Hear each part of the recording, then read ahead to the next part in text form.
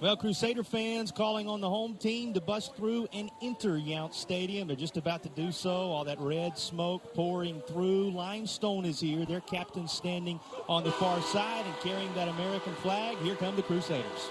It's nice to be back home, and you talked about it at the outset, the run made last year in the Division II National Playoffs. Did lose at North Alabama in the third round, but you think back, lost their 52-21 regular season. At that point, 4-4, put it together down the stretch, got that experience. See Limestone coming in, only 4 years as a program, won a couple of games the first 2 years, 5 and 6 a year ago, won a couple of games, and they've done it in impressive fashion, coming from behind in the fourth quarter to win. And redshirt senior for North Greenville, been in this program for some time. That's the Crusaders move the chains with 6.5 to play. First period action. For Tracy Scott. This time Scott with an opening, and he's up near midfield at the 48-yard line. Tracy Scott, 1st and 10, knocking on the doorstep of Limestone territory. More Scott, and he won't quite make the midfield strike as the clock dips under 6 minutes left to play. These backs, when they are discussed by the North Greenville coaching staff, the one word that comes to mind, unselfish, the way they share the football. And there's Scott down. The last thing the Crusaders want to see right now. Out of those numbers, 37-yard fumble return in the game against Catawba, his brightest moment. Speaking of a fumble return, ball is on the ground here, and Limestone seems to have it near the 25. A return across the 30, and the Saints with their first takeaway of the ball game with North Greenville driving. So both defenses rise up, stop a challenge on the second touch for each of these teams against the Crusaders a year ago. Looking to draw first blood. And here's Corbin. Some room as he bounces it outside, gets by the last possible tackler, and meets the end zone as he sneaks inside the pylon. Ivan Corbin Jr. puts Limestone on front 6-0 with a 10-yard scamper. On the one hand, we upend an outstanding Albany State team and do it on the road. On the other hand, we struggle a little bit to execute in that Lenore-Ryan game, so the jury's still out. The jury is not out on Ashton Hurd as he travels 41 yards for a North Greenville touchdown, and pending the extra point, will be dead even once again. Having been out there for some time, remember the long drives belong to Limestone. North Greenville's score came quickly. Corbin Jr.'s arm on display, a hang-with-him catch in the end zone. Limestone touchdown. What a job juggling it by Vincent Smith. And Smith, who is known for extending the field, extends his arms and makes the play. Vincent Smith, some excitement on the perimeter for Limestone, and the Saints are back out front. And headed to the Big South in football and the A-Sun and every other sport, and that's where North Greenville is headed this season. I think it's similar to the way things will be for Limestone and North Greenville. It's a big lick, and the ball pops loose at around the 17-yard line. It's going to be gathered back up by the Crusaders. Big offensive lineman in there to secure it is Jewel Bale. Over the middle, and it's picked off in the end zone. Limestone with a second forced turnover with the Crusaders driving. This is going to be a 47-yard try.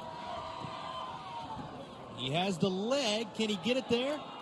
Just wide to the right side. Gravely's field goal try, no good. And Limestone's lead holds steady at 13-7. Securing for them the lead at the half for North Greenville. And they're trying to get to the 48-yard line of the Saints on second down. And this will help. Spin move after initial contact. And Ashton Hurd, as helmets go rolling, is inside the 35-yard line. Ashton Hurd not content with the first lick he received.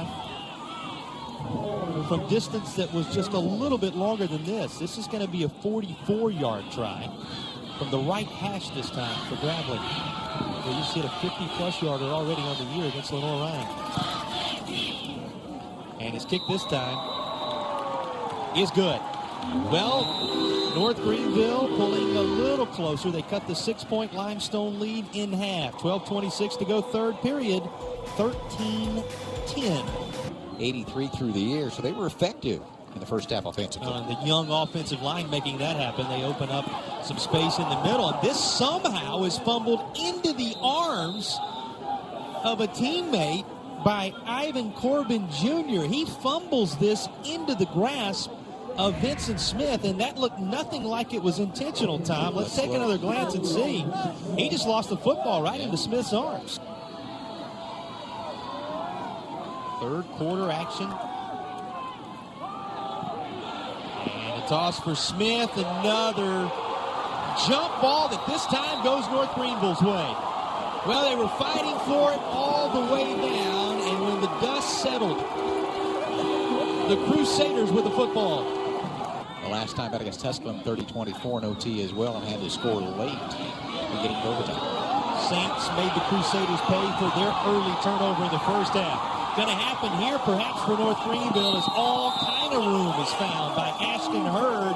Hurd goes from his own 25, 30-yard line down inside Limestone territory.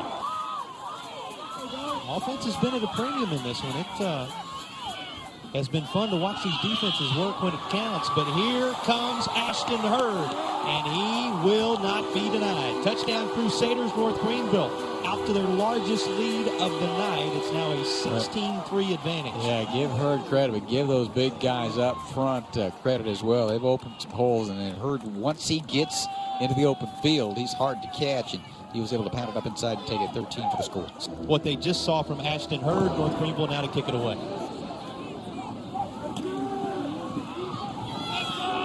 Going to be returned across the 10. Able to elude an original open field tackle. Now going the wrong direction. And the Crusaders swallowing up the Limestone return man on the goal line. Ball listed on the 1 scoreboard-wise, but as you can see, it's a lot less than that. It's on the 1-foot line for the Saints. North Greenville having just forced a turnover, and they're hungry for another as they perhaps smell blood in the water right here, and they have the safety. Limestone's defensive front.